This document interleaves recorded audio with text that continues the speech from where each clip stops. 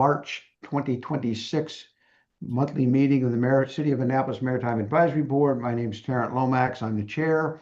And as I usually do, and it gets to be repetitious, is that I will go around my screen and introduce who is showing up on my screen in the order that they're on my screen. So first I have Andy Fagley, member of the board, Mike Tomasini, member and vice chair, Alan Miller, member, that's hard to say, Tom Weaver, member. We have Beth Bellis, the harbor master, Frida Wildy, member, Duncan Hood, member, Jake Iverson from Watermark, Adam Strott from the City of Annapolis, Tyler Northfield from the Harbor Master's Office, Rick Nelson from, Rick, you jumped around. Yeah, there you go.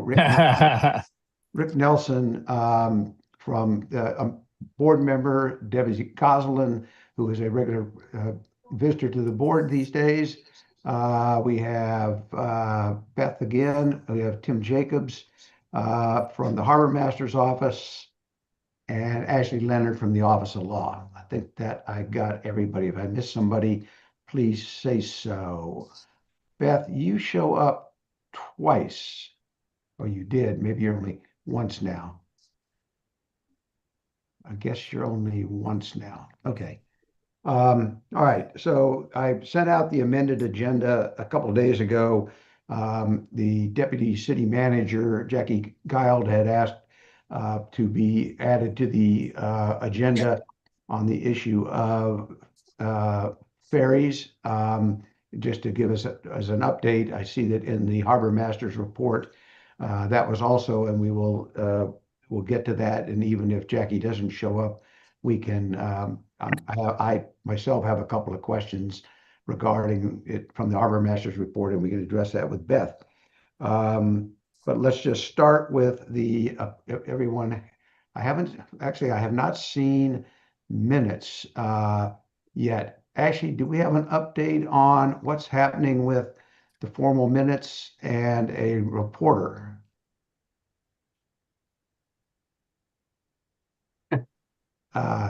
Okay. There we go. She's here.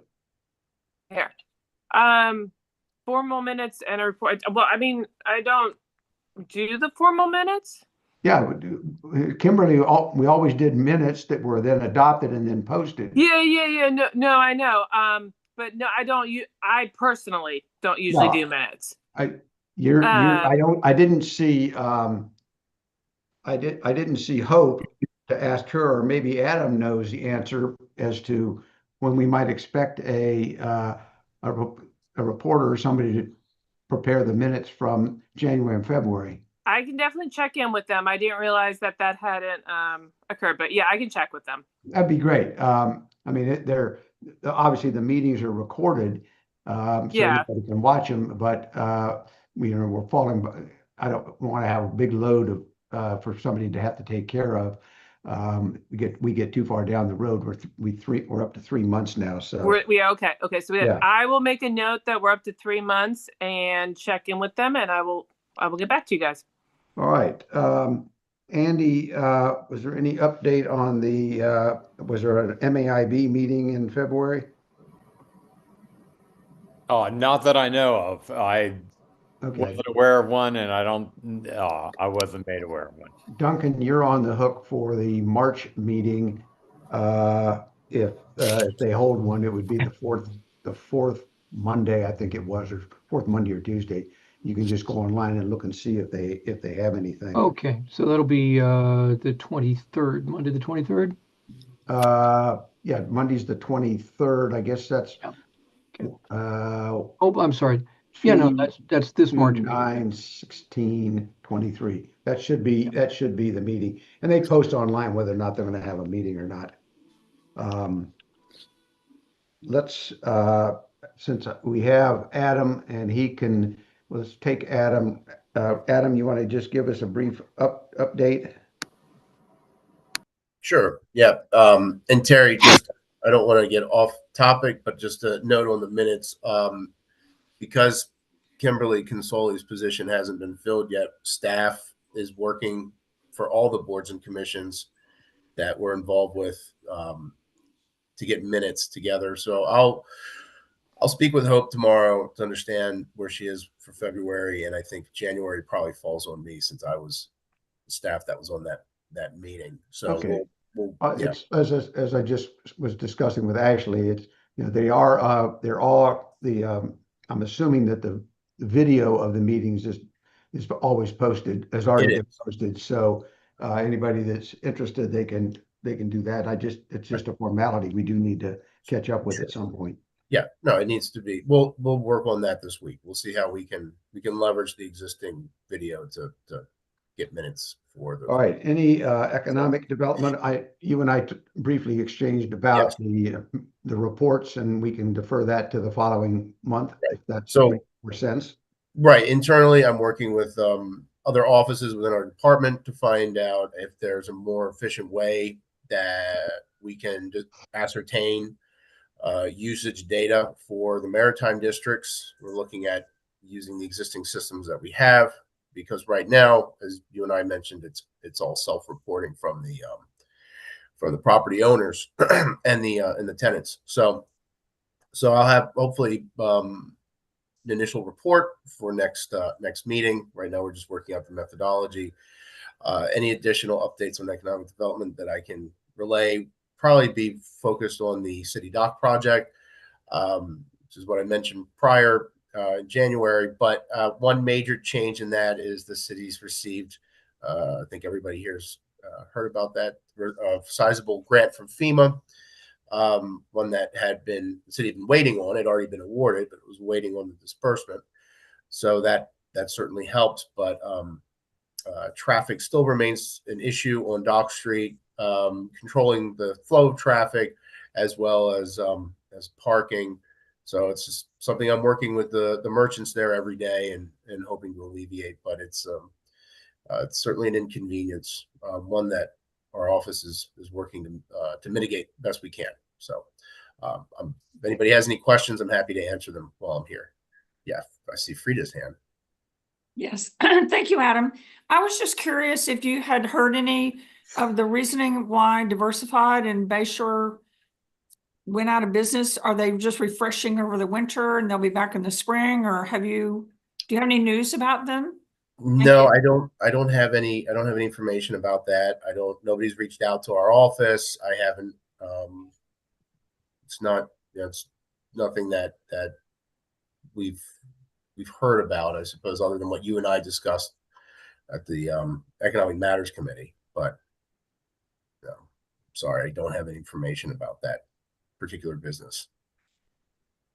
All right. Anybody else have anything for Adam? All right, Adam, I think that is all that we have on your list. Jackie, if you don't mind, I know you're here to give us an update on the ferries, and if I may, I'd like to wait till 7:50, give Alderman Thorpe, until he was running late and asked that he thought he would be available about 7:15, and if you don't mind, I'd like to wait. And we'll start at 7:15 or so on that. He would like to be present if that's fine. possible. Okay, thanks.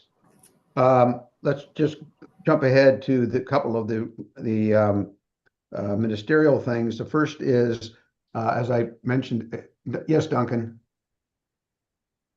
you're on mute. You didn't hear that either. No. Just a quick note, that Maritime Industry Advisory Board is the 30th, so I'll be doing that. Okay, thank you. Yep. As I indicated earlier in an earlier email, because the agenda for February did not get posted, the two votes, the votes that we took on the two pieces of legislation, R426 paddlecraft racks and O226 mooring requirements, we have to revote. I have spoken with Ashley, and there are some additional changes and amendments that are going to be coming to the mooring requirement legislation, and we've agreed that it probably makes more sense that we not revote on that one today, and wait and get the revisions, amendments, whatever is coming out. There's been apparently a lot of discussion about it, and there's some tweaks and changes being proposed. Actually, correct me if I misstated, but I think my recommendation is that we're not going to re-vote on that tonight. Yeah, there is definitely an amendment one that's coming out to try and collectively do some clarifications and some changes just based on feedback that we received after the first reader. We were hoping to get that finalized today, but I don't believe it got finalized today, so it will probably need to wait. I mean, you guys are welcome to vote on it now, but it would probably have to come back to you for the amendment anyway. Right. And I'd rather have it, in whatever format, whatever form and changes that might be proposed, would much easier to consider it all at one time.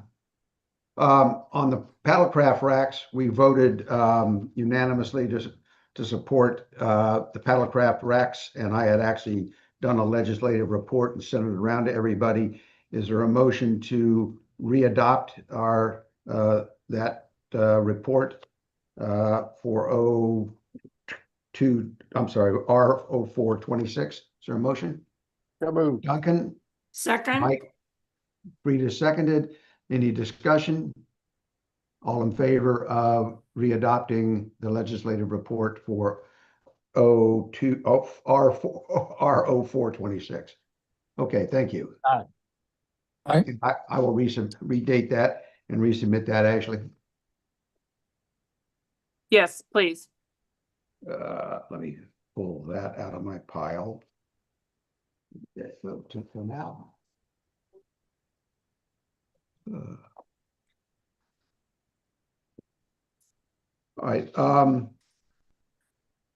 While we're on legislation, Beth or maybe Tyler, Tyler's on. There is legislation 0326, which is harbor lines at Hawkins Cove. I'm here. I can speak to that. Yeah, I just want to fill it to the board.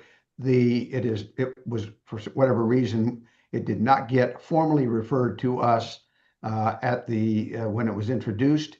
However, I got a email from Alderman Savage and also from Alderman Thorpe that they would like us to look at it, see if we have any comments. It will not be a formal legislative report.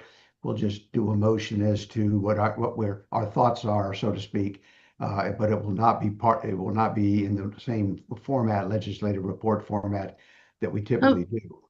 Hopefully you got some clearer maps this afternoon, Terry. Yeah, and what I'm going to do is, to make it easy for everybody, Josh, can I share my screen? Yes, sir. That shouldn't be a problem. And All right. Josh, it's not a big deal, but whenever I get promoted as a panelist, I lose my video. Yeah, I saw you popping in and out. I'm not sure exactly why that's I tried it on my phone. I tried it every way, but whenever I get promoted as a panelist, I lose my video. But Yeah, I'm okay without it. Okay. Wrong. This is the ferry one. Let me see if I can. I thought I had that. I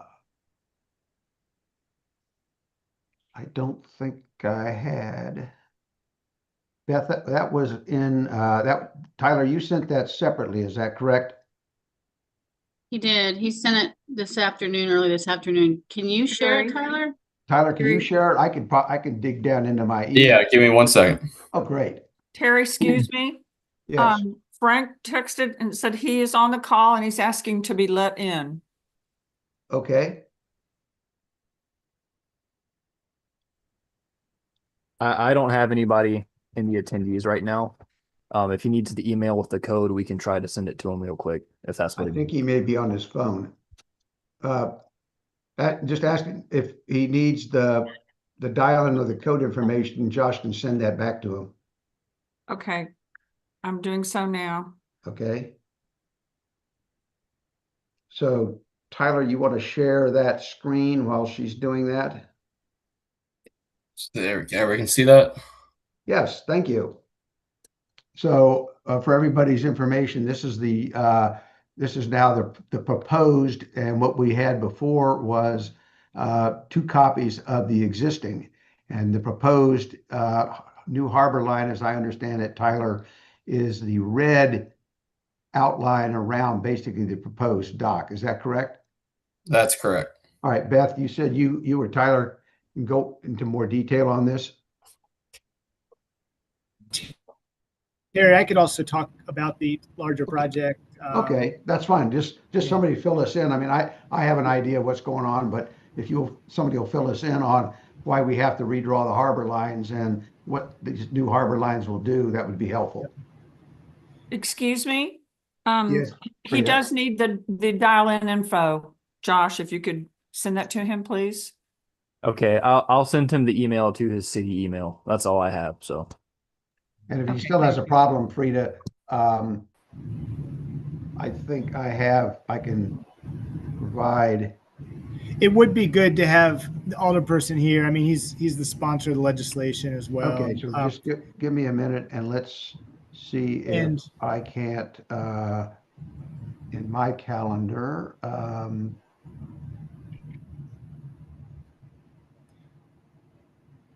Josh, is Ann Roeder in the waiting room by any chance?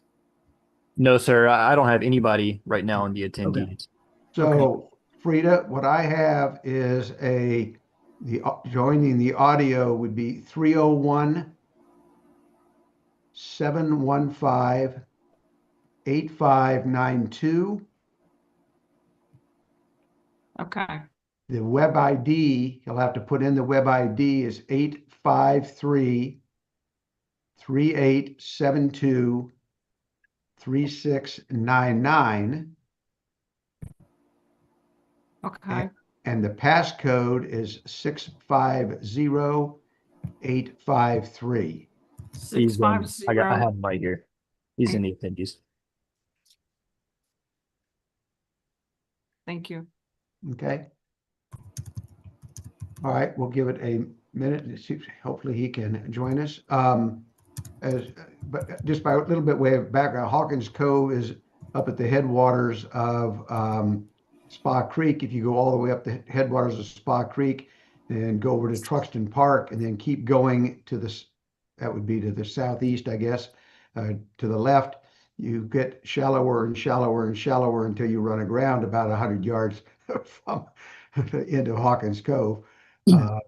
But this is all part of the restoration of Hawkins Cove and proposed work to make that a user-friendly and usable, not exactly a street end, but a water access point. Terry, this is Frank Thorpe. I'm on the call and I sincerely apologize for the problem I caused. Not a problem. We were just, I have Eric Lashinsky was about to take us through the Hawkins Cove harbor line issue, and we're glad you were able to join us. Thank you. Alderman, would you like me to go through the overview of the project first, or you want to make No, anything else? that'd be great, Eric, if you went through that. Thank you. Sure. Well, for folks who I haven't met, I'm Eric Lashinsky. I'm the Chief of Comprehensive Planning for the city, and I've been working on this project for many years. At this point, it's being led by Public Works. Ann Roeder is the project manager. I think she was going to try to be here tonight, but may have had a conflict. But I'm still heavily involved in a support role. And the value of this project, why it's a priority, is that, if you kind of, we can't zoom out from this image right now, but if you were to do that, you'd see that this is a pretty noticeable gap in our water access network in the city. Right across Spa Creek, we have a dozen or so street end parks. On this side of Eastport, we actually have very few. Between the Truxton Park boat ramp and Burnside Park, we really have no locations, and at Burnside, it's challenging to get into the water. So this has basically been a site in need of investment for many years. There's a remnant boat dock that's sort of below the graphic here that is dilapidated. The cove is very silted in. And then the city's largest public housing community is right next door. So for a variety of reasons, this has been a priority. What you're seeing on the screen right now is a proposed design that shows a large living shoreline improvement that would restore a portion of the shoreline area from what it is today, where we have a failing bulkhead. So that green area is the living shoreline. It has a stone toe to allow for new vegetation to grow in. You have a pathway leading to a new pier that extends about 200 feet from the current bulkhead location. It's about 140 feet from the end of the living shoreline. And then what you're seeing on shore also are some green infrastructure improvements where pipe that currently goes through the upland area, it's a stormwater outfall, would be daylit and become a series of step pools. And this is kind of all building on work that the Spot Creek Conservancy led in the past. In the farther upstream, there was a restoration of the tributary leading into the cove, and that completed in 2018. So we've been kind of going through a public engagement process since then and trying to conceptualize this project. And there's another piece of it that's not on the screen, which is a boardwalk trail that will formalize a connection to Truxton Park that a lot of people already use, but is kind of off the map. And that's kind of going through a separate permitting process that's much more straightforward because it's not on the water.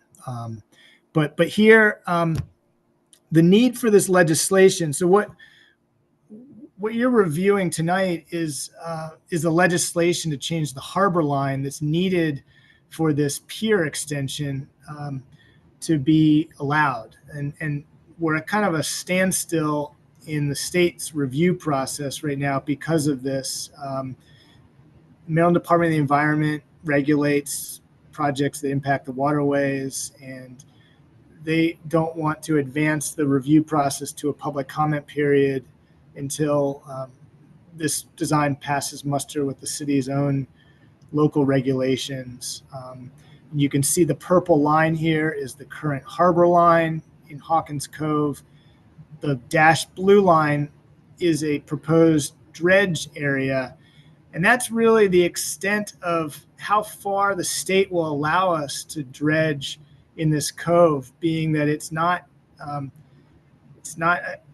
highly utilized cove for navigation. The state has pretty strict rules on where they want to dredge and where they don't. They see the silted area as a viable habitat today. It's been shallow for a long time. And so the pier extension is really designed to meet the state's rules.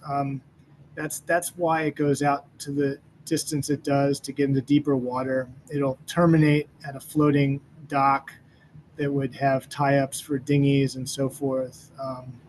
A good place to launch a paddle craft. But we need to amend the harbor line in this location to do this project as designed. And so and that's really the intent of the legislation. All right. Are there any questions regarding this? I assume the harbor line would be the new red lines that are shown, and so the harbor line makes kind of a funky, becomes a funky harbor line. It looks like, correct? Yeah. It just kind of encompasses that pier area. Yep. Yeah.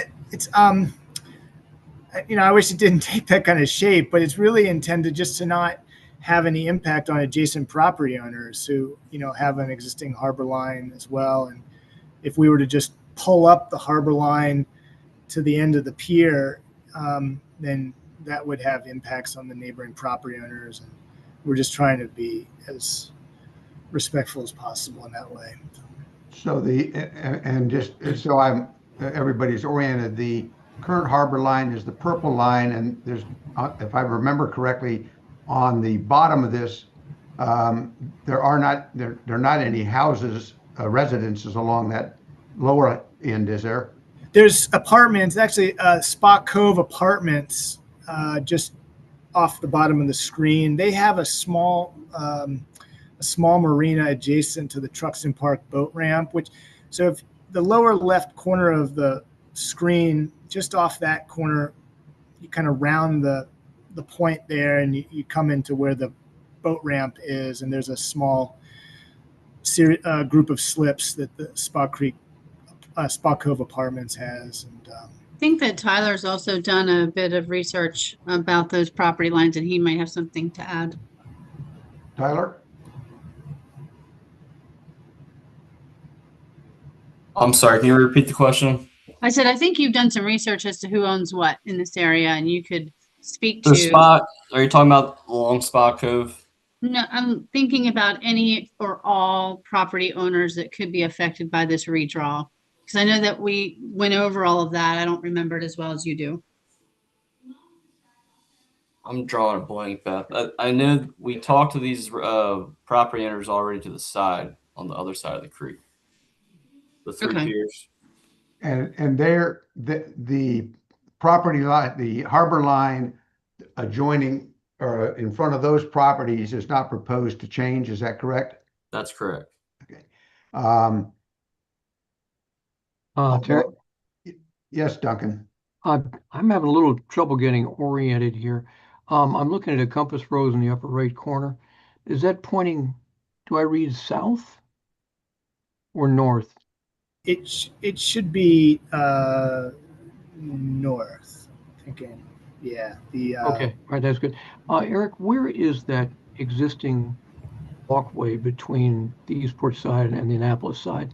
Is that on this, tucked away on this picture somewhere? Do we need to pan out? Oh, I'd love it. It'd be great. Tyler, do you have that? I'm sorry, I'm putting you on the spot a lot. Can So you that can you grab walkway- us a Google map and pan out? Yeah. Is that helpful? Duncan, that walkway is up the other arm of Spa Creek. if I Oh, recollect. okay. All right. That's a help. Thank you. Yeah, that's a big help. Thank you. So this is Two this is questions. Hawkins Cove, and if you zoom out a little bit more and go around to the upper left-hand corner, and then go up that other arm, I think that is the Yeah, walk. I see it perfectly. Thank you very much. So Okay. for some perspective, I grew up on Hawkins Cove. I grew up in the property that is where Shearwater condominiums are now. Mhm. And back in the day, that was a very calm, wonderful cove where people would come and crab for soft shell crabs and get in the water there at Harbor House Apartments where the beginning point of this is. And so, if you go down Boucher Avenue, take a left on Madison and take a right at the end of the houses, there's a road that goes down there. And this proposal, what it does is it cleans all that up, gets rid of the invasive species, and basically returns it to as much of the natural place as Eric explained as possible. And to put a finer point on continue to build on what Eric said, um, this is moving the harbor lines is part of the process to get MDE to do their work. And that's a really critical point to this discussion because the there's not a go no go decision for MDE to move forward on this because their rules, rightfully so, say that they will not review anything that is not legal under the municipality's code. So so after this, if the city approves moving the harbor line, and Eric, I'm going to ask you to clarify anything I say here, then the proposal goes to MDE and they look at it. There'll be a public comment period where the public will be able to weigh in. And then after that, MDE will follow their process. If there's no comments, they'll move forward. If there's comments, they'll respond to the comments. So this is really a part of the procedure to move this on. And I really want to thank Eric and Ann for putting their shoulders into this process. Some would consider it bureaucratic, but I think at the end of the day, what it does is it protects environmentally that municipalities don't take rash actions on this. So, Eric, did I get that right? Yep. Yep. You got it. And then Frank, if I understand the process, once it gets up to MDE and MDE says, okay, the project is, well, for lack of a better word, the project is legal within the city, then it comes back down to the city for consideration of the actual project. Am I correct? Well, Go yeah, ahead, Eric. I was going to say it already really is. You're right, Terry. You are right. I was going to say this legislation is going to the Board of Port Wardens next week. So the legislation is being reviewed, but the actual project would, yes, it would have to go back to the Port Wardens, and you probably have another chance to look at this design. So right now, because we're only talking about the Harbor Line proposal, the modification, we're really not evaluating the design right now. That's Right. really, but so yes, you're right. So, And Terry, when it comes to the project itself and the length of the pier, that's where MDE will come in with an environmental opinion as to how long the pier should be, where the dredging should stop, and it's that expertise that we need to get to the next step. right. All right. Does anybody? Scott has his hand up. I just saw Scott's hand up.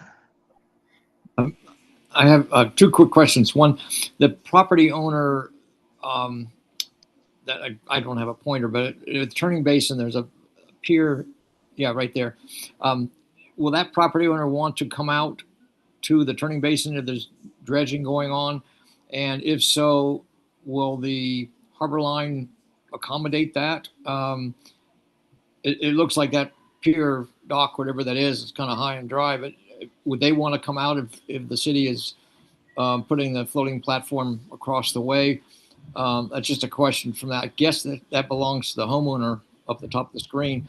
And then the second question, the access, I think this is a great idea. The access, I'm having a hard time figuring out, is it going to Windsor or is the access going to Madison? Windsor comes off of Madison, and it's the gravel road that the alderman described comes off of Windsor. So it's before it gets to the building, which is part of the housing authority. Then, right? It looks like on Windsor there's a walkway, but I couldn't connect it through the trees on the. Windsor is marginally a street. It just goes from Madison to the housing authority offices, and. So if one wants to go down to this new floating dock, where does one start? On Windsor and walks down to the floating dock? Yeah, that's right. Yeah, it's just a block. You don't block. have to walk all the way out to the housing authority buildings then? No. Looks like Ann Roderer, the project manager, has joined us. Thank you, Ann. Hi, thank you. And I don't know how long you've been on, but just trying to get a full scope of what the project looks like and who it's going to accommodate. Yeah, so I just wanted to follow up on Scott's question because I'm not quite sure I understood the scope of it. But in terms of the adjacent neighbors, that's a condo building there. And when you ask if they're going to come out, I guess, so the current proposal would not affect their navigability in any way. It's specifically designed not to do that, but I guess I'm wondering what you meant by would they come out? It's the house on the north side of Hawkins, right? Across from the floating dock. It looks like there's a pier and maybe a dock or something. Yeah, it's kind of high and dry. Will they want to bring theirs out to the new 4-foot dredging?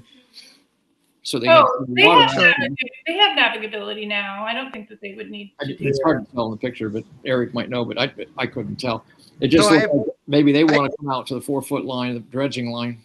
I have spoken to that resident, and I think he's actually watching, but I don't think he has any interest to move his pier, but he has exceptional interest in this project. And he's following it very closely to ensure that both he has the same navigability And as Ann said, I think that won't be affected, as well as are we doing right by the pier and the dredging. And as MDE moves forward, I would expect the residents on that side of the cove to seek the opportunity to speak up. And we'll make sure that they have that opportunity as we go forward.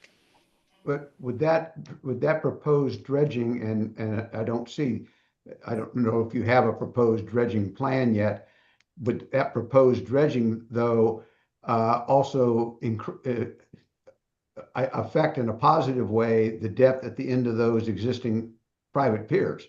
Yes. Right. So there's a benefit. The next two neighbors piers come farther out to that Right, dredge, they come right out to the harbor line. and where that one looks like it's back in the weeds. But Eric, you know better than I. It's hard to tell on them. Yeah, Ann's right. I mean, they can access, they can dock up to their current pier, and I mean they'll gain some deeper water from. They can extend if they want, but I don't think they have any plans to at this point. So yeah, the new dredging plan is meant to accommodate a boat large enough to be the ferry. And so I guess if they all wanted to buy ferries, they could do that. But yeah, so it will deepen the channel and make it more navigable. But the intention is that it's not in any way harming them. Only making it better. One last question from me, and it's to Scott's point about that one property where the two downstream properties along that shoreline, it appears their docks come right out to the existing harbor line. The third one, the one Scott was talking about, it appears that dock does not extend out to the harbor line. But if in fact they did extend it out to the harbor line, it looks like it would impact, or the turning basin would impact it, or vice versa. Am I looking at that correctly? I was thinking out to the where there's the harbor line and the dredge line, but I think it's the blue line that was being dredged in there. Tyler, can you put that back up? So the purple line, blue line, Scott, is the existing harbor line. Oh, okay. I was mistaken. And the two of the properties, their piers extend to the existing. Yes. Yeah, two definitely go there. But the third one, if you look, it's the turning basin, the proposed turning basin cuts well into the third property's waterway yard, so to speak. Right. Or not waterway yard, but waterway between, it cuts into its water side rectangle. So hypothetically, the third property could bring their pier to the harbor line. Out to the purple harbor line. Am I correct with that? Which would be in the turning basin, so to speak. Sure, yeah. And what effect would that have on that turning basin? And maybe that's a question for Beth or Tyler. If that property came out, because it would come right out into the upper right-hand corner of the turning basin. So, and I'm checking with my colleagues here, isn't it true that they have to still give 5-foot buffer to the harbor line? Yeah, and I don't know what the scale is. They still have to give a 5-foot buffer. And I'm not sure what the PR, what is the PR turning basin? Proposed. Okay, gotcha. Yeah, so I think the 5-foot buffer is shown there. There's that gap between that pier, that existing dock, and the dashed blue line. I'll let Tyler or Tim weigh in if they think they have something more to add. But if I picture the pier closest to the project to come all the way out to 5-foot, 5-foot to the new harbor line, I still think the turning basin really extends to that. Gosh, I wish I had Tyler, can you put your pointer on that? The red line. Yes. Like, I think that's the important part. So that little section between that and the perpendicular red proposed harbor line, I don't think that's really an important part of that turning basin, but I'll ask my colleagues to weigh in on that. It looks like even if they brought that pier out to the harbor line, there would still be plenty of room for a ferry or whatever between that and the floating pier. So it's I agree with that. maybe Yeah, a moot point. I think it's a good point. But yeah, because the line of the proposed new pier, stands back from Right. that line, it shouldn't be a problem in any scenario. Right. And is the turning basin, am I seeing it right, where it almost looks like it's going ashore between those two piers there? It does look like that. I think part of that is shadows, but yeah, it does look like it's coming up close. Again, as it stands right now, it's a navigable situation for them. That's So right. we're not trying to improve their navigability. We're just trying to not harm them. Thank you. All right, any other questions, comments before we see if we have a consensus on informally supporting 0326? Hearing none, is there you can take that down, Tyler, so I can see the rest of the screen. There you go, thank you. Is there a motion to informally go along with the proposed harbor line amendment? That's about as wishy-washy as I can make it. Terry, I'll make a motion that the Maritime Advisory Board informally supports the proposed ordinance to change the harbor line at Hawkins Cove to allow for a really cool water access project. Is there a second? Duncan seconded. Yes. Yeah. All right, all in favor? Aye. Aye. Informally, yes. Any opposition? Hearing none. All right. Let's turn to, I had promised Jackie 7:15. I'm now a half hour late. Jackie, do you want to give us the update for ferries? There was 2 pages in the report, Harbor Master's report, with some pictures. I can put up that report. That one I can share. So while you're doing that, Terry, the mayor and I have been discussing the ferry project that was initiated by Mayor Buckley a few years ago, and staff have been working on putting together an RFP to solicit bids on ferry. There's been design for a landing on 5th Street. The landing as part of City Dock doesn't really take any design because we're not changing the docks at City Dock. As part of the City Dock revitalization project, it very easily accommodate ferries that would want to dock there. So what we obtained in 2024 was a grant for $3.5 million total. 2.975 came from the federal government. The rest was local match. And that's what we've been working on. But with a new administration, the new mayor is taking a pause and wants to look at it a little bit more closely as to what kind of system we should pursue if we pursue this at all, which would mean giving back the grant funds to FTA. This project, just to let you know the background, we had put out the RFP, had advertised it for the building of 2 ferries, had spoken to numerous companies that were design build, and literally, I was going to award the contract the very next day. And then the Trump administration paused a lot of federal grants. And this was one of the grants that was paused. The paused for quite a while. And then there was guidance that came down to grantees that said, if you choose to use a different propulsion system that aligns with Trump administration priorities, you may be able to be funded. So after some discussion, we decided to make a request to go from all electric to diesel electric, a hybrid system. And this had some advantages. The Harbor Master team thought it gave us some advantages in hull design. We could make a boat that could be a little bit more durable, that could go out into the Severn, so there would be more destinations available to it. So we did send in that request, and it was approved.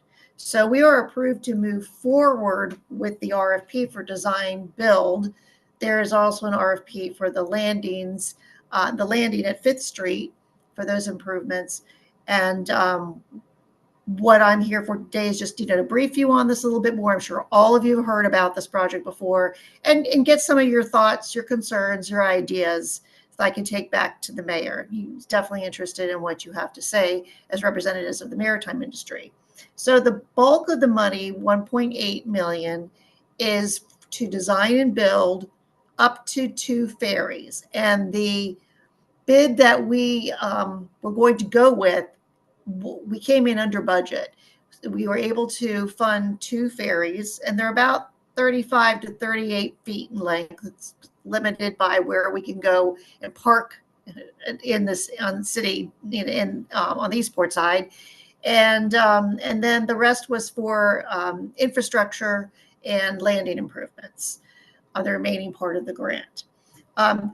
Just to address this issue that always comes up, this ferry was initial run was designed to go from City Dock to Eastport in order to avoid visitors and residents having to go all the way up to Spot Creek Bridge and traverse that and then walk to wherever they wanted to go to Eastport. It was meant for people to leave their cars in the garage and other parking areas in the downtown part of Annapolis, not to encourage people to drive to Eastport, but to take the ferry back and forth. So it was not meant to increase any traffic or parking congestion in Eastport, but to get people to the middle part of Eastport and vice versa. Also to tie parts of the city together. And the idea that Barry Buckley had was that the ferry would be free, perhaps by a token system, to low-income areas. Hawkins Cove being one of them. There's a pier being built there, designed for ferry and other boat turnaround. And the idea was we could get people from Hawkins Cove who maybe never travel by boat anywhere and maybe don't get downtown. They could easily take the ferry from that area and all the surrounding apartments and houses and condos as well to downtown easily. This is a kind of rendering of ideas of where it could go. It could go over to the David Taylor Center, depending on what happens over there. We could go over to Holly Beach, which is now part of DNR owns that now. They purchased it from the Chesapeake Bay Foundation. And then we thought about when Cars Beach is built, there's also going to be a pier there that's going to be rebuilt. That would be another place that people could get to Cars Beach by boat. The Cars Beach parking lot is going to be limited. There's only so many people that'll be allowed to park there anyway. So the ferry would be another means to get there where you could have access to Cars Beach. And then other ideas were to allow the ferry to go up the Severn to other points and pick people up all over the city eventually. So that's probably pretty much it in a nutshell. Again, another point to make, though, is that this ferry was never intended to compete with the water taxi. We've spoken to Jake many times about the ferry and what the intent was. The water taxi is an on-call service, to your boat, to shore, et cetera, for the most part, whereas this would be a point-to-point, just across Spot Creek, just to Cars Beach, just to Hawkins Cove, and it's not meant to be picking up boaters from their boat. It wouldn't do that at all. So that's pretty much the project in a nutshell. I'm sure you have questions.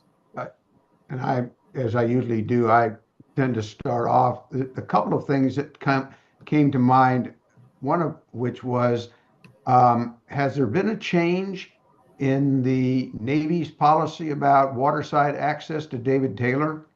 Because I was on the David Taylor Reuse Advisory Committee and after 9/11, the Navy basically said, you're not coming ashore by water taxi. And has that changed? I don't know. Maybe Beth or Tyler or Tim has more information. No, I think we just put this on there as a potential route, nothing more, optimistically. I mean, it was actually a major part of the city of the David Taylor reuse plan to take the traffic off of the peninsula and allow people to commute over back and forth by water taxi. But because the landing at the David Taylor section, and or you at, there was it was unlimited access into Navy housing, Mm. and the Navy said no immediately post 9/11. No, you're not going to have unlimited access by a water taxi by anybody and everybody because we don't have a guard system, coming from that direction.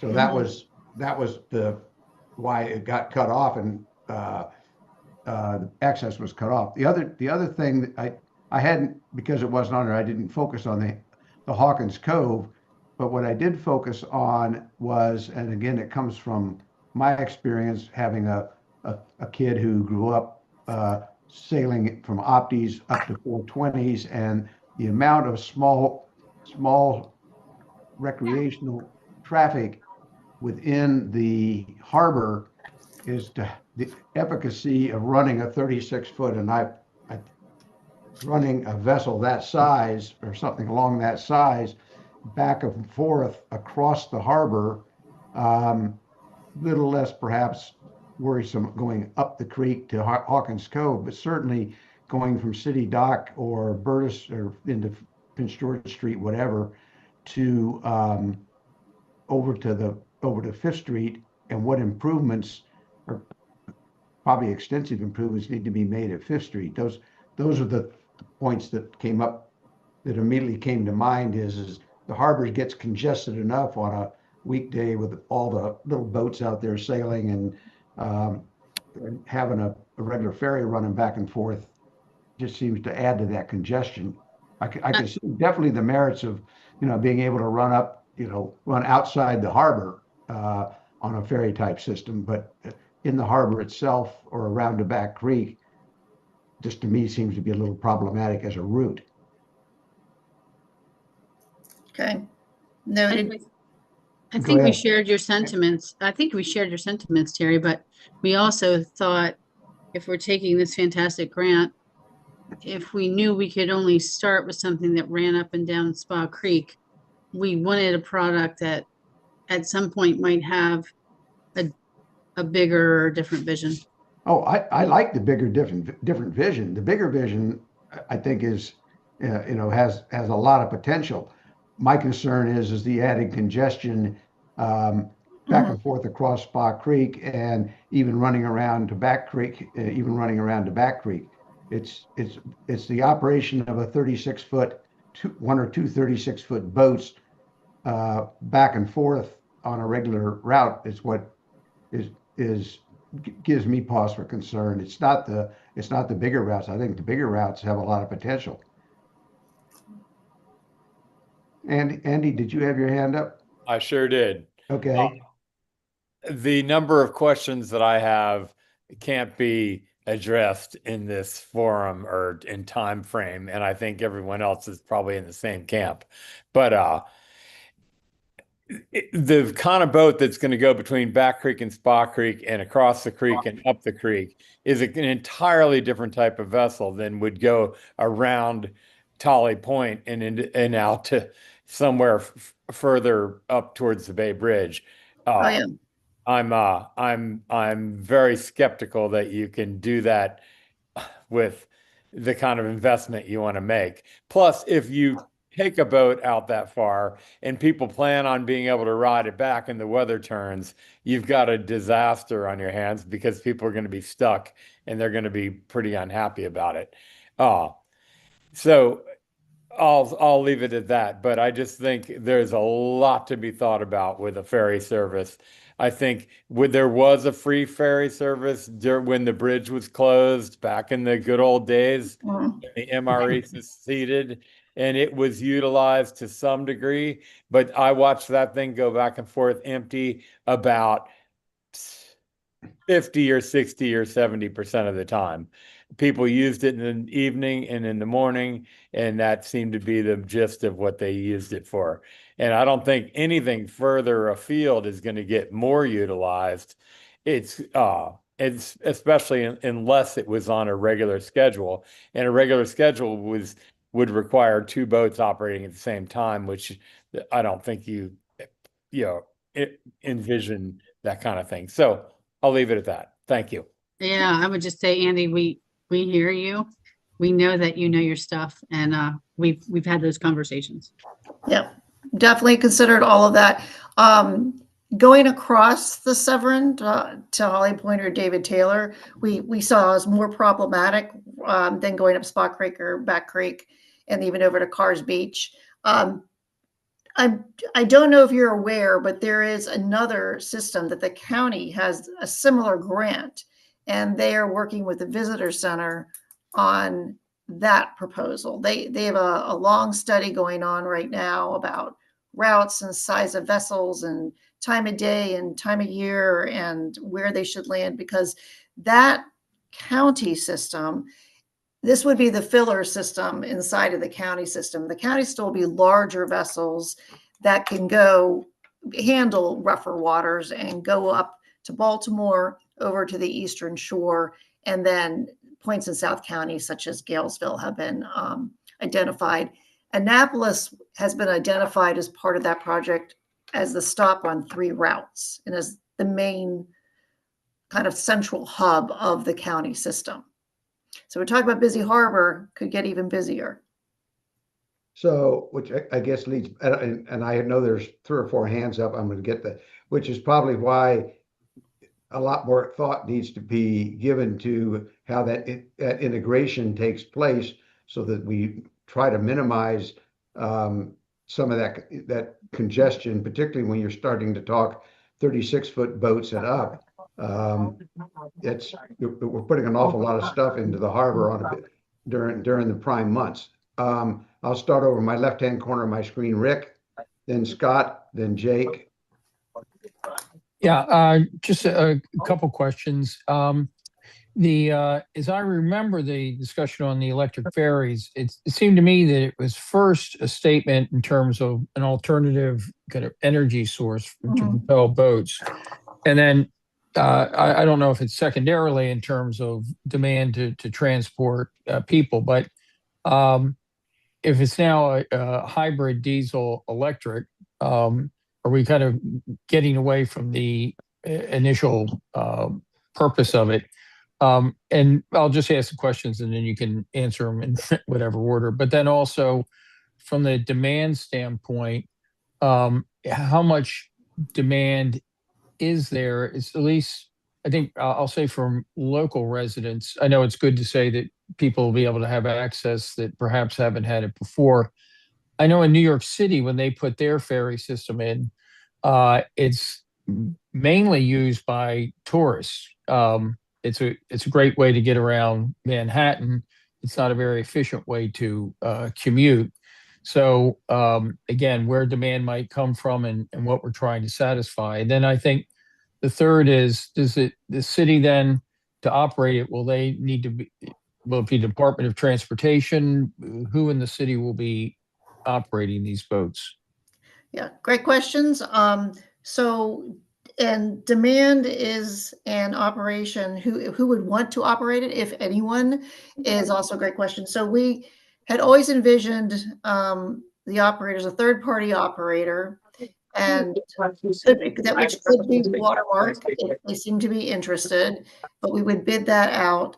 And I think that at this point, what I've recommended to the mayor, that we should be putting out a request. It's like a request for interest, where people can, we send it out on the street, advertise it, and then potential operators would give us information about what it would take to operate it, whether they would be interested in operating it, whether there be any money to make off of it. And that gets into, them figuring out what the demand would be like for it, and then what their operational costs would be, and whether anyone's really interested in operating the system. I think that is a step that we did not take before, that was needed, but we were directed to go ahead with the design build RFP first. And I think this RFP, request for information, is something we need to do first. So you asked about, whether the energy efficiency part of it was first and foremost. It definitely was a major part of this, because this is an electric ferry pilot project. That's what it was initially. And it was designed to save energy, be less polluting. That's part of the purpose of the grant. But the city also was looking in parallel at it as another mode of transportation and that wasn't car related, and to make use of an underutilized use for transportation, which is our waterways, not just for recreation, but actually to get around. Okay. So it was a combination of a couple of things. And then, but we had to fit it within that electric grant, the way it was originally proposed, but later it was, they wanted us really to move to a hybrid system. However, for the distances that this ferry would be traveling, especially just across Spa Creek, it would remain in electric mode most of the time. So you would still get those environmental clean energy benefits. Very good. Thank you. You're All welcome. right. And I promised Scott next. Yes, this question for Jackie. I think you could just start moving. I don't know where that came from. My little screen didn't light up. Scott, go ahead. Anyway, I sort of had a bigger picture question for Jackie. I think the idea of the ferries is great, and I'm thinking in my mind water access for people who may not have had water access or don't know it as well. And would it be good for the city to look at where the landings are, whether it's Hawkins Cove, Back Creek, or Carr's Beach, for potentially, for instance, at Carr's Beach, it's a pretty good walk down from other communities to get there, and there won't be that much parking. And perhaps same at Hawkins Cove. Is there any sort of a look-see to have ground transportation meet at the ferry areas to have people able to get to the water that wouldn't necessarily be able to walk 1 block or 2 blocks, so they can catch ground transportation to Hawkins Cove, to Back Creek, to Carr's Beach, where there's not much parking, to get to the ferry. I'm just thinking out loud on Yeah, more, that's more a good access, idea. more people, more water access. It's a good idea. That's all. Jake? Yes, thank you very much. Jake from Watermark. I guess my question is for Jackie in the Harbor Master's office. The vessels that are on these potential routes on the screen here, are those the city vessels, or would that be the county vessels on these red routes here? Yeah, this is from the last administration, just some brainstorming, Jake, about places that could go for this ferry, for the city ferry. Again, I think we're staying closer to home rather than going across the Severn, just because of the size of the vessel. If we get into rougher weather, whether it makes sense to go over there. And also, David Taylor, we still have to figure that out with the Navy. I just put that on my list for the monthly meetings with the Navy that we have. And, Holly Beach has a pier that is in disrepair, and also it's pretty silted in there. So it's questionable what kind of vessel you can get in there. I think when we went in the Harbor Master's boat, it was pretty tight as far as the water depth. So those two that are across the Severn, I think those are, maybe, but probably not with this ferry. Gotcha. And when we say across the Severn, is that the route going over to Sandy Point and the one going through Whitehall Bay? Is that what you're saying, the Severn, or is you just saying David Taylor? David Taylor and Holly Beach. I don't really think this. I mean, I could say this ferry would not go to Sandy Point. That's just too far. Okay, or White. I mean, even Holly Beach going through Whitehall Bay, correct? I mean, that's the Chesapeake Bay. I mean, you have to dip out. I mean, it just gets rough. That's my only. It gets rough, exactly. Yeah. The second question: what is the guest experience here? So, are they? Would you be looking for them to come to Annapolis Park and then go out to Sandy Point or whatever destination they have, or what is the guest experience? Or do they park at Sandy Point and then ride the boat in? What does that look like? Well, again, Sandy Point is pretty much off the table. But the idea is you park in Annapolis, or if you're at another one of these spots already, it's not you have to originate from any one spot. You could originate from where the ferry touches down. You could be at Cars Beach, want to go back to Annapolis, or Cars Beach to Hawkins Cove. So you don't have to. So we'd be bringing people into the city to park, and then just they'd go and shop somewhere else, or hang out for the day somewhere else. I mean, they could start from whatever point they wanted to. They didn't necessarily have to come to Annapolis. They could start from Cars Beach or Hawkins Cove or another point. In Hawkins Cove, there's parking. Cars Beach, I think you said, was limited. In Sandy Point, yeah. I don't think so. People who are getting on at Hawkins Cove are probably walking there for the most part. Would you say that the most successful guest to board the vessel would park in Annapolis and take it elsewhere, or what's your vision there? That's probably what we're seeing mostly. Okay, thank you. Mm-hmm. So, Rick, you still have your hand up. I'm assuming you just forgot to take it down.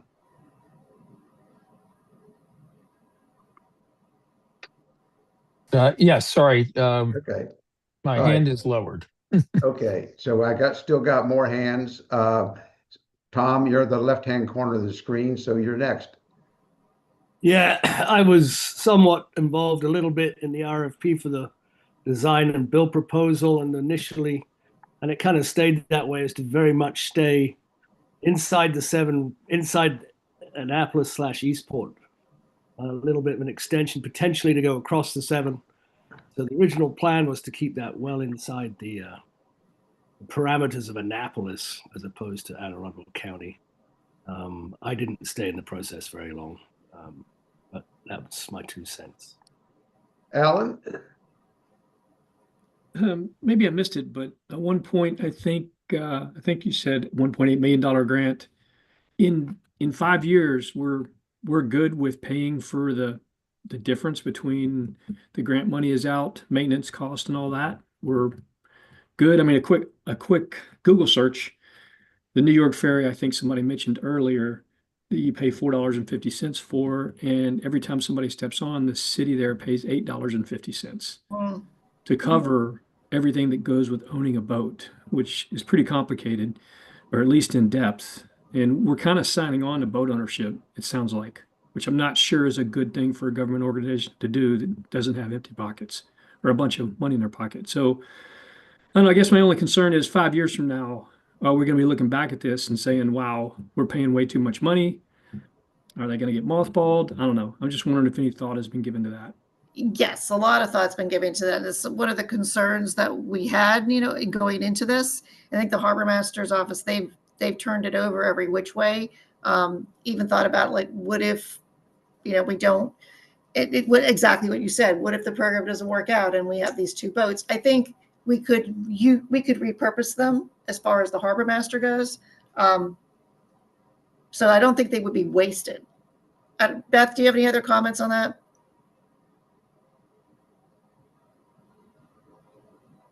Or Tim or Tyler? Yeah, this is Tim. I would say I absolutely agree with your comments. We did look at that cost analysis, what it would be long term, and certainly had some concerns. Also, just to go back, there's a couple of things I wanted to say while I'm on. To Jake's point, I think one of the big proponents to this job was also being bike friendly, which we didn't really mention, that it could be a part of almost like a bike commuter's route. And just a disclaimer that the images of the boats, they're not on right now, but I just want to make sure I put this out there. I created those. Those are not any proposal from any company. I didn't want to put anything proprietary on here. Those are AI driven by myself and not renderings of anything that was proposed. So I just wanted to add that as well. So that, and if I'm being very transparent, the city has had hybrid electric diesel boats, and they were not a success. And I just have to be honest with that. That doesn't mean that technology hasn't advanced substantially. It doesn't mean that we don't think that it could be successful, but we have weighed all of that, and we don't want to spend federal money to have something up on the hard within a year or 2. So we are looking at this with guarded and realistic goals. So let me add a couple of additional thoughts. And one is borne out by the demand pricing and the restructuring of the pricing of downtown parking. I live in Eastport. I live walking distance to Eastport. I live up at the corner of Burnside and Chesapeake. Ever since the new garage, the old Gott's, not Gott's, Hillman Garage reopened, and we've had demand parking, the parking on Burnside Street and elsewhere in Eastport has shot up during the day, also for workers. My concern is that if you have a ferry stop at the end of Fifth Street, those people who don't want to pay demand parking downtown but want to take a ferry ride downtown aren't going to park downtown. They're going to park in Eastport. And I think we really need to look hard at either what was previously mentioned about a different method of getting potential passengers to those ferry landings as opposed to them driving there and parking on the street. The second comment, and Jackie, you alluded to it on one hand, and that is surveying. You mentioned surveying potential operators as to who might be interested in undertaking the operation. Has there been any surveying of the potential users to see what kind of a user would want to use it? How many people in Eastport would actually use it? For example, the people that come in from Bay Ridge might use it, but they're going to park in Eastport. People coming in from Parole have an option. They can park downtown and pay, but they can park in Eastport and not pay. So it seems to me that the law of unintended consequences for the communities that would have a landing point could be significant.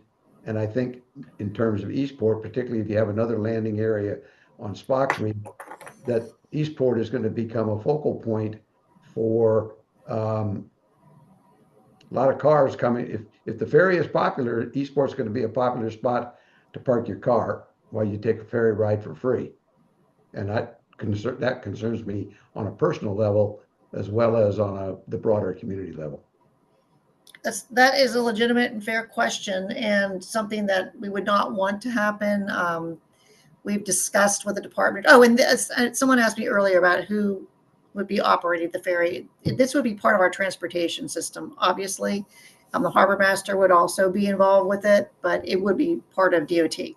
But back to your point, unintended consequences, we've discussed as part when we went to apply for this grant, like if there could be other areas we could direct traffic for someone, for example, coming from Bay Ridge or Forest Drive, such as in the shopping center in Eastport. Could that be an area where we direct people to park rather than other places in Eastport? So we've thought some about that, not enough, obviously. And made some other point about I guess we should make the parking a lot cheaper on the downtown side. People over there. Good luck with that. Yeah, and so I don't know. If Mayor Buckley had lots of different ideas, like subsidized parking for people using the ferry and all sorts of things, but those are legitimate questions. I agree. What is the price structure? Sorry, I know I just jumped in, but what is the price structure going to look like? What would it look like? Yeah, Mayor Buckley originally said free. That will not work, and no one will operate a free ferry. So no, we have not thought through price structure. All right, anyone else? Here you got Peter and Frida. Okay. Hi, Peter. Frida, you're in the left-hand corner. Thank you. I totally agree with Terry and Alan. I think there are so many unknowns with this, including finding qualified people to maintain these vessels. They sound really intricate. And so there's so many unknowns. But one thing I do know is that my neighbors and I will never support this. I live a block and a half away from the proposed ferry landing at Fifth Street. And we have discussed this for years. We will never support anything that brings more tourists onto the Eastport Peninsula. And human beings will never abandon their cars to walk half a mile to catch a free ferry to downtown. It's just not human nature.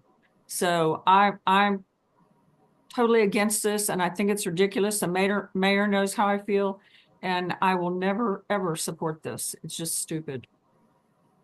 So as far as outreach, I will say that there was not a tremendous amount of outreach done before this project launched. I had thought we were going to do what the city usually does. We do a fair amount of surveys and public meetings and design, and then back to public meetings. And that was not done with this project. There was I think that there was one survey that went out, and publication of it on our website, solicitation of comments, but it was, the direction from the last administration was to get it moving. So this administration is taking a step back to think through some of these issues and determine, more public opinion. And I will say I went to, early in this project, I attended an Eastport Citizens Association meeting where I don't think it was Frida, but might have been Heidi, that stood up and said, "Who here wants the ferry?" No one raised their hand. And then she said, "Who here doesn't want the ferry?" And everybody raised their hand. So that was ECA a couple of years ago. So I think there does need to be a lot more outreach to the public and explanation of the proposal and getting good ideas like the ones you generated tonight. All right, somebody, Peter. Thanks, Terry. I've read everything that's been posted about this, and I understand how the grant works and how this ferry works. And my most significant concern is what effect it could have on Watermark. That's a privately owned organization for decades, has supported all of us as we move around the Annapolis waterfront, done an exceptional job at extremely reasonable prices with all these local employees, just exceptional company, the way they operate. And for the city to step in and do anything to disrupt that is just chaos for a small business. They don't deserve that. They deserve our continued support. And this could have a real negative effect on their entire operation.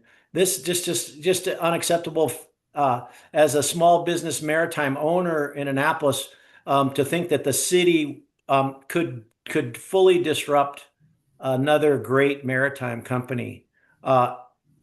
It's to me, it's crazy. Very sad to even hear this proposal. Thank you. You're welcome. And I guess a bit to that point you mentioned, if it affects Watermark, if it goes into effect for 3 years and it affects Watermark, that to the point that they cease a water taxi service or a similar service, and then the city decides, oh, well, it's not working out for us either. Now we're in between a rock and a hard place, because now we've lost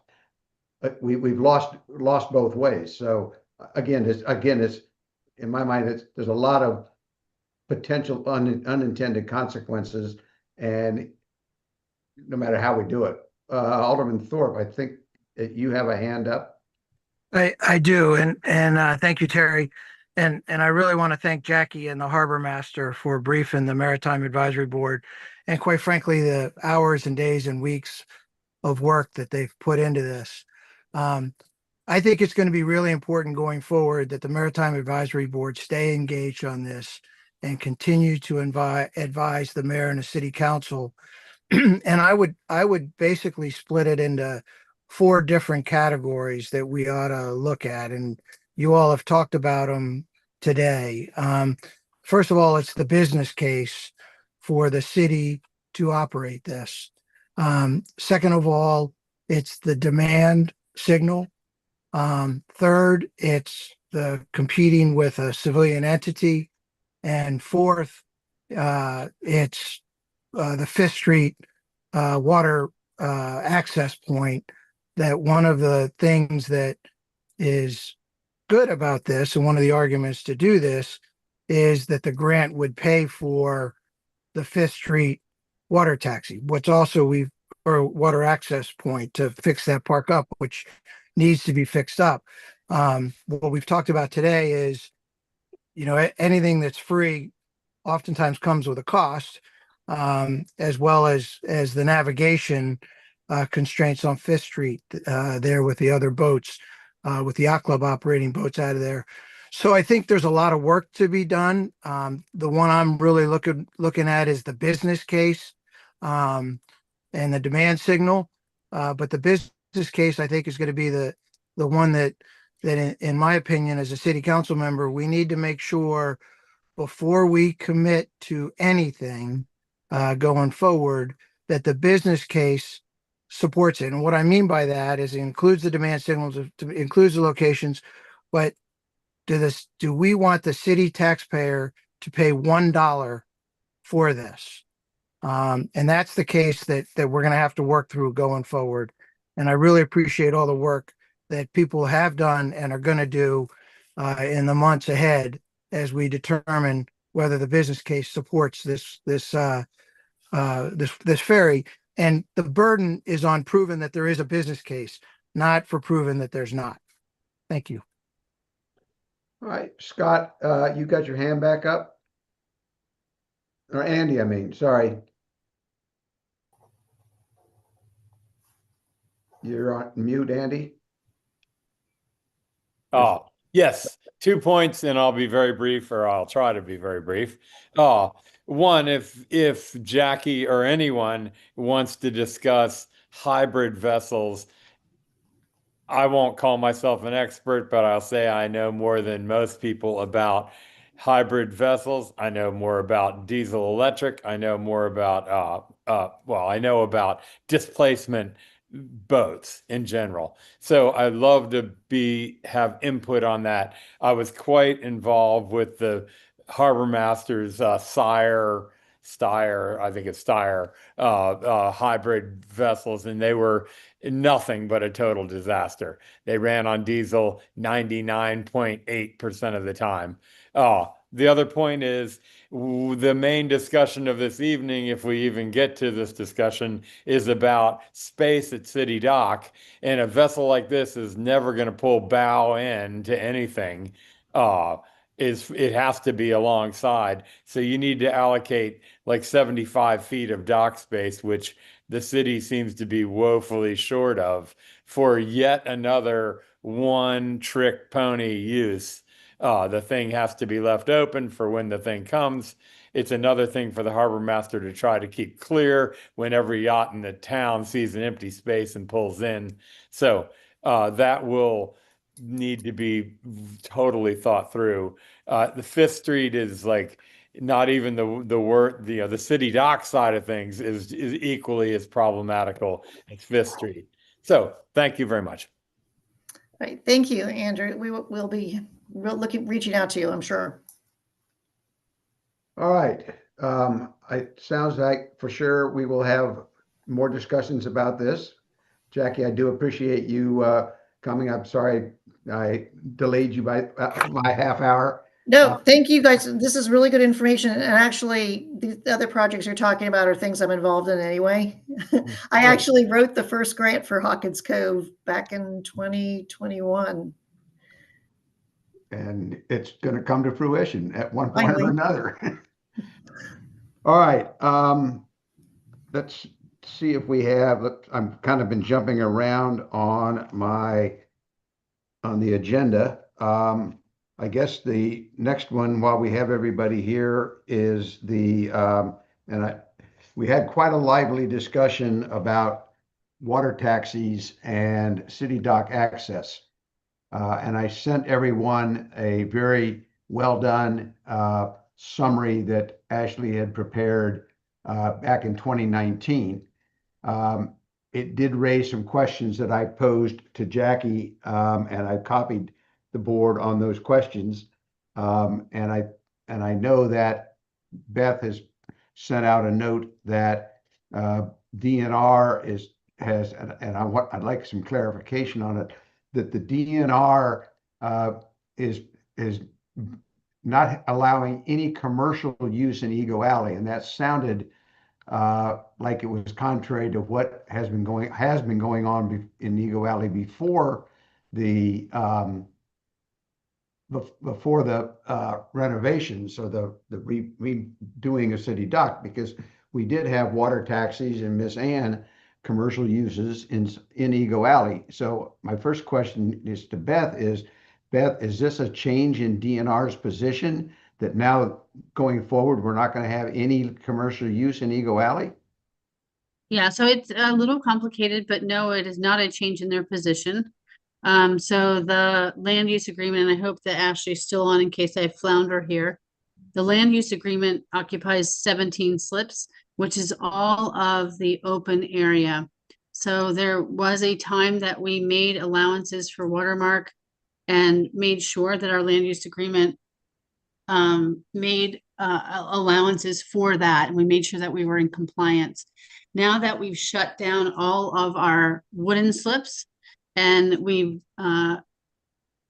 given the whole entire Burtis Basin for Watermark to find a way to operate, we only have that area which is strongly and completely encumbered by that land use agreement.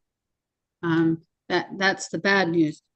The good news is that news was given verbally, and we don't have full confidence that the federal government will send a letter that completely says that, because that there's sometimes a disconnect. And so we're still waiting to see that letter from the federal government to see if there's an avenue. But right now, having those strong words told to us from DNR that no, everything is in full force and effect, and there is only space left for the land use agreement to be observed until 2033. So there should be no commercial activity in the leftover space. We're just waiting to see if the federal government will back that up. But yeah, we did make allowances for that lease. It was in writing. We do have those emails, but all those spaces are taken away now because the construction is in that zone. But once the construction is completed, then those spaces are freed back up, correct? Yeah, but that is not expected to open for 2 years. Okay, well, so it's not no commercial activity until 2033. It's just no commercial activity until the city dock construction is complete, and then everything expires in 2033 altogether. Do I have that right? That would seem so. All right. The second question, and I had broached this with Ashley, and Ashley may be the person who can answer it better, is that the first BIG grant, the 2008 grant, has this ambiguous language that it's in effect for the useful life of the bulkhead, which was pegged at 20 years, and then it says, but conditions continue thereafter. Yeah, so if you're talking about, so I think what you're talking about is the spaces that are our wooden slips with the finger piercing. That was the first one.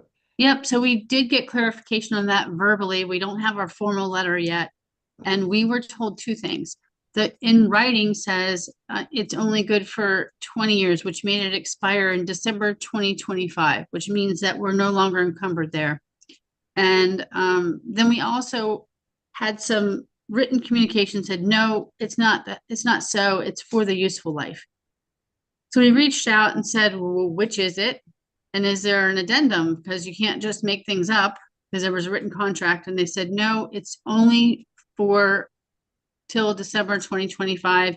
And the federal government is going to give you a formal letter releasing you from your land use agreement for that particular zone. And we're still awaiting that letter as well. So if that was open at this moment, we could move some things around, but it's not because of construction. And Setting aside the construction, I'm just trying to, so if the federal government concurs that the first land use agreement, the restrictions, the encumbrances for transient use only of whatever it was, 20 slips or whatever it was, expires, then we have a situation when the construction is complete to rethink what we do with that whole section. Am I correct? yeah, I mean, we would need some changes to Title 15 because Title 15 still says no commercial use. Right. But yes, we're you're not, right. at that point, we're not encumbered by We wouldn't anybody be else stuck but with except this, like, ourselves. we wouldn't be stuck with this bigger problem. And then the second grant, which really covers the bulk, not the slips, but the bulkhead portion along Dock Street, and then and actually there's along Dock Street and those 3 or 4 slips at off of Chop Tank, that would expire in 2033.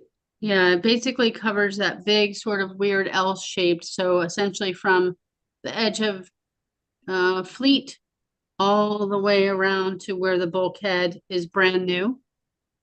So across from I didn't read that the encumbrance portion, it was for 20, what was it, for 17 slips or whatever it was. And the layout that was in the drawing showed that the dinghy dock portion across the head of Ego Alley was not part of that restriction. It has another use. It's supposed to be used to service the moorings. The bulkhead along where the turning basin is designated, that bulkhead, which is no docking, but is not encumbered, and the 15-minute drop off is not grant encumbered. It's just used. The city designates it as a drop off. Do I have that? No, that's not the way I understand it whatsoever.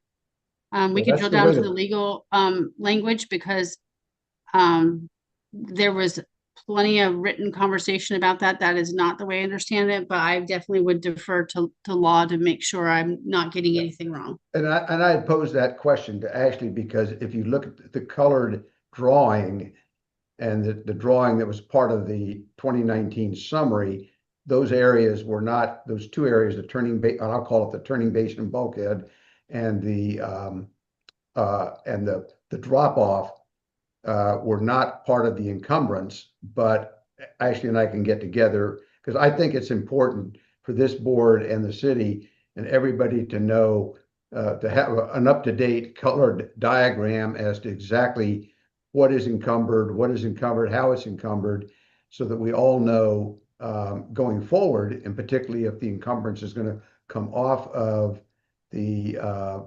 slips, so to speak, that we have a much better handle on the what's available and what's not.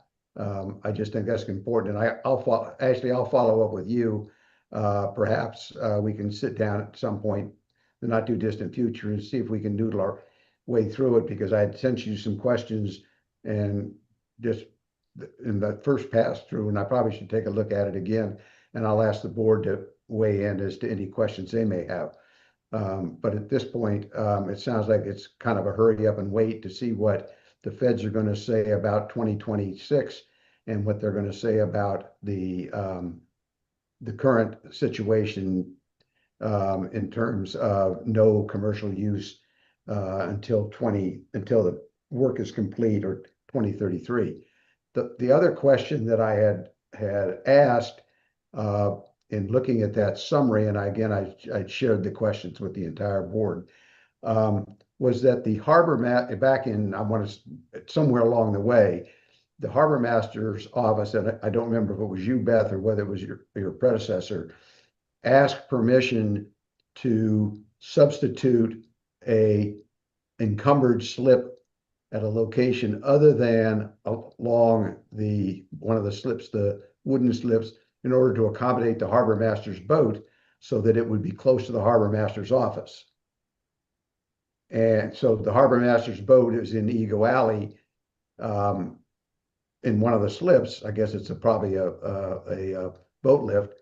But my question is the intention of the harbor master's office to move that boat, the harbor master boat, around to the Burtis Basin area so it's closer to the harbor master's office now that the harbor master's office is moving? We haven't finalized those plans. It doesn't really make sense until things start to move forward, but that we've had those discussions for sure. Okay.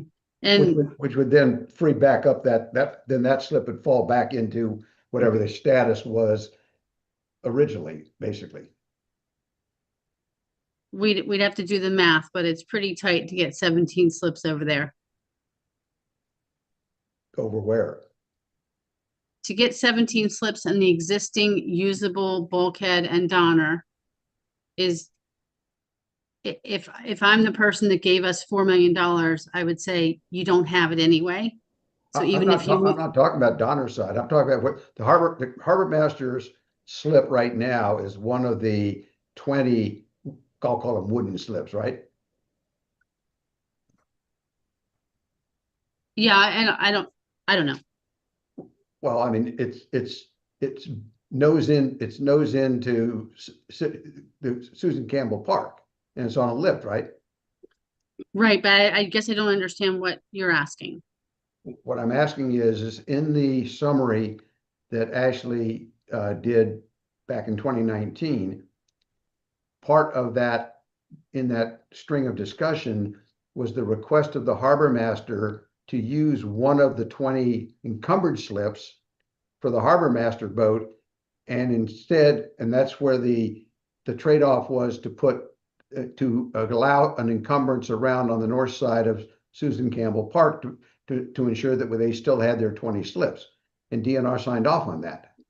Yeah, but if all of that is no longer encumbered, I'm not sure that Well, makes then a if difference. it's no longer encumbered, it's no longer encumbered. But my question is if in fact the feds come back and say, no, the encumbrance does not come off in 2026, or even if it does, is your intention to move the harbor master's boat around to be closer to the harbor master's office, regardless of whether there's an encumbrance or not? I don't know what I would expect the letter will say that.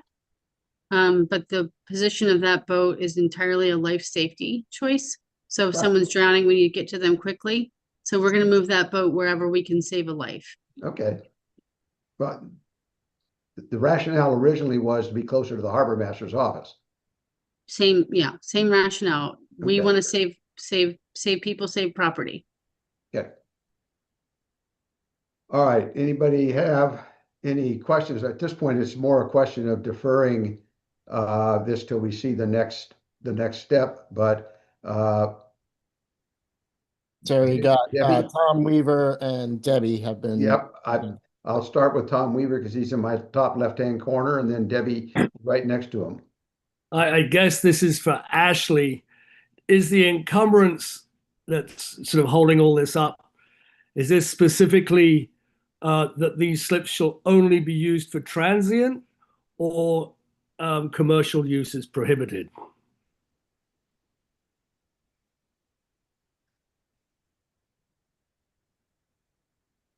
Sorry, I'm trying to get my video to work. Or if we're talking the city dock encumbrances, I think we're talking the first BIG grant, the slips. All of the grants are the same, to that extent, in that they have to be used by larger transient vessels, and that other uses are mostly prohibited to a certain extent in the spaces that you have to set aside for transient boaters. But well, my follow-up to that is, if the water taxi rotated every 10 days, would it become transient? No, that's not how transient is defined by federal regulations. Right. The transient would be a non-commercial use. Yeah, it has to be a recreational boat. Transient recreational is, I think, the term they used. Yes. So commercial is prohibited. This is what I was trying to. Is it transient? But as soon as the encumbrance comes off, the encumbrance comes off in 2026. Or I think actually, the if it initial, came off in 2025, now the only restriction is the construction, not an encumbrance. Well, we're still waiting for the as Right, I no, know, we're I still said waiting if- for the final release for the initial one. Right. And I said if but- it comes off, Yeah, then but when it comes off, then that area, which is mostly sort of the area up by the charter dock, will become unencumbered and can be used in the city's discretion. The other one, for more sort of like the bottom end, I guess, of Vigo Alley, more in towards the land, still has another 7 years. Yeah, it still has a bit more of time on it. But to your question, Tom, what we call the wooden slips, the overnight slips, are subject to the first one. And if that comes off, then the restriction is only whether or not it can be used during construction. but we can't get in there during construction. Right. That's the problem. All right, Debbie.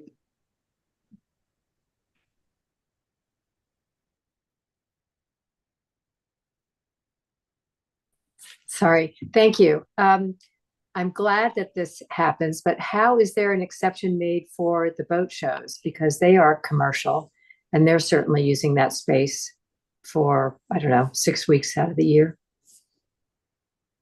Ashley, you're on mute. The boat shows were disclosed when we applied for those monies. So the boat show is expressly exempted out.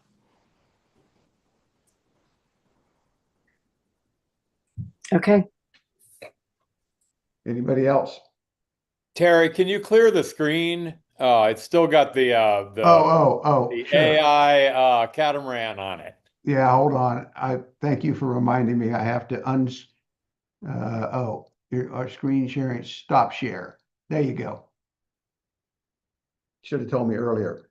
All right. Well, first of all, I want to thank Ashley, Beth, Tyler, Tim, all who have helped to clear some of the air, and in fact, much of the air as to what is going on down there. It's always been a sort of an off the cuff. We've never really sat down and talked it through, but I appreciate that because it helps me, and I think it helps the rest of the board to understand all these all the competing issues that are going on. And I'm very interested, Beth, if you would provide a copy of the formal decision by DNR and feds letter-wise, and likewise, Ashley, if we can push the feds into confirming that the 2025 expiration in fact occurred. I think that would be a big help for the city from a planning perspective for all of us, as to where we know that we're going to have issues with city dock construction, but at least we'll have some time to be able to think about when that construction is over. We'll be ready to go right into what plans we have for that now freed up space. It certainly provides a lot of options. Hey, Yeah, Terry, fine. just real quick, it seems like that we're still just a little bit muddy. Seemed like maybe you interpreted the grant encumbrances in the turning basin a little bit differently than Beth did.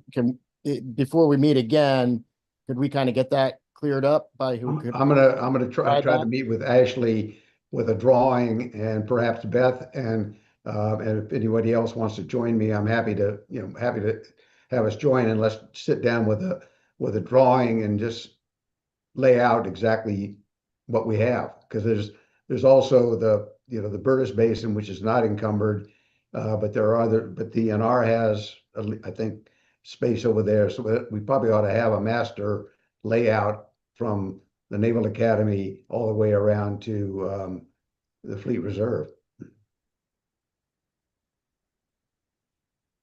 All right, anybody else on that? Well, that's very, very helpful. Let me just go through my list. I'm promised Alderman Thorpe that I will get the invite out to the mayor now that it looks like the ice is off of the creek. We have outstanding a visit to Crab. I will say, does anybody on the board have an aversion if I were to set something up at, say, 4 o'clock in the afternoon on a Tuesday, Wednesday, or Thursday, not a Monday or a Friday, to go over and have a visit with Crab? Wouldn't be a meeting. It would just be letting them tell us and show us what's they're doing over there and what they plan to do over there. We could say 5 o'clock. I mean, we could say 5 o'clock. My guess is we wouldn't be more than an hour. But I mean, people have schedules, but is there a show of hands for 4 o'clock? Is there a show of hands for 5 o'clock? Yeah, I think there's a better consensus for 5 o'clock. I will reach out to Bo Bollinger about something at 5 o'clock and try to limit it to, an hour. But I think it would be helpful for us to understand what's going on over there. I guess not a Monday that is a council meeting, and not a Tuesday that is a MAB meeting. But other than that, I will reach out to him and get back to everybody. My guess would be to try to set it for, was it April showers bring May flowers? So maybe May, as opposed to April. Hey, Terry. Yes, sir. This for two things I might suggest. One, if you're going to be over visiting Crab, why don't we add the Annapolis Sailing School onto that, because we're only 100 feet away from Nope, Crab. You're absolutely right. We can do that and stretch it a little bit. Is in May, I assume at the end of the day is much better for you. Yeah, I mean, classes were after 4:30. All classes are off the property, and we can certainly even 4 o'clock would be fine if you wanted to do it earlier. I could propose to Bo 4 o'clock and then just come down the road to you at 4:45 or 5 o'clock. Yeah, and one thing, I mean, if you're ambitious, you might might consider even an in-person MAB meeting. And so be it at Crab or at the sailing school, provide facilities for that. So I don't want to overly complicate it, but anyway, you could also, since right now we only have one in-person meeting a year. But the overcomplication is that I'm not sure I can put two venues on the same agenda. Yeah. Even though they're next door. But yep. But you're right. So I'm going to add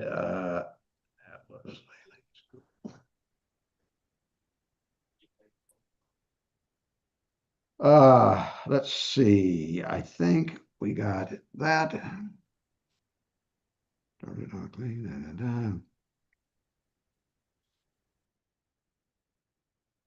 I guess the last thing, just as an update, Beth, with the I guess is the relocation of the St. Mary's Cove moorings tied into the mooring 02, was it 0226? No, not really. But because that legislation didn't come before this board, Laura Richards is going to reach out to you from the city and ask if you wouldn't entertain a very short meeting in the near future, just for the group to give their opinion. We really hope to have it done today. We hacked it up a little more than we expected. I think that Alderman Thorpe would agree with that. And we just want it to be perfect.